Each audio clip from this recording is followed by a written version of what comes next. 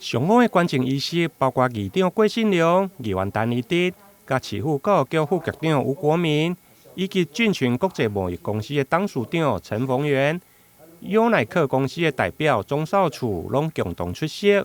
总共观众将近20万，羽球拍加比赛用球等器材，由安顺国小校长苏建明加羽球教练来代表接收。每一位能够代表台湾出赛的优秀选手，他必须要从小就开始扎根下去训练。一个体育选手，优良的体育选手，经过了一番努力，不一定能够脱颖而出了。但是呢，他要经过一番的训练是一定要的，尤其是在小时候小学的时候扎根的训练，一定要确实才能够脱颖而出，胜过别人。这要付出的学校付出的心力，还有家长付出的心力呢，是没有办法用言辞去形容。希望社会大众能够像俊群公司一样。能够付出一些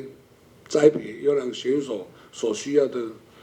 必需品。今天呢，俊伟栽培的是羽球，那也希望能够有企业多多的在体育的项目里面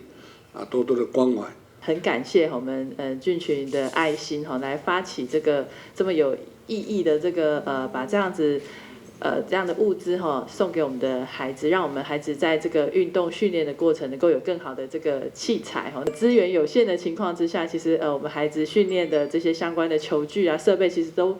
非常的不足所以很感谢我们陈董事长的爱心那我想也希望说让我们的孩子能够有更好的环境那包括我们教育局这边也希望说能够让孩子有更好的训练环境，那未来也期待说我们台南能够有像我们今年这个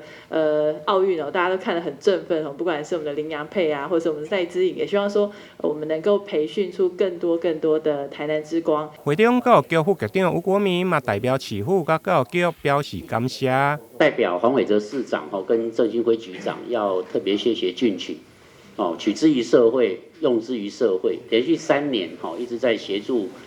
台南市的那个基层羽球运动的发展。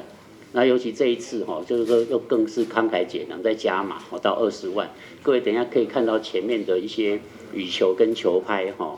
我想这个大概是一个羽球选手训练里面最需要的一个相对性的耗材需求量最大的一个地方。那我们俊群跟优乃克公司有看到我们基层的需求，所以说提供给我们第一线做最迫切的一些需求。因为俊明国际贸易本身是经营体育器材的贸易为主。加上董事长陈逢源本身阁是台南出世，伫个议长郭信良的牵线，伊也义不容辞来答应。而且今年的观众嘛已经是第3档，希望借此抛砖引玉，为基层的体育尽一份心。台南新闻林根采访报道。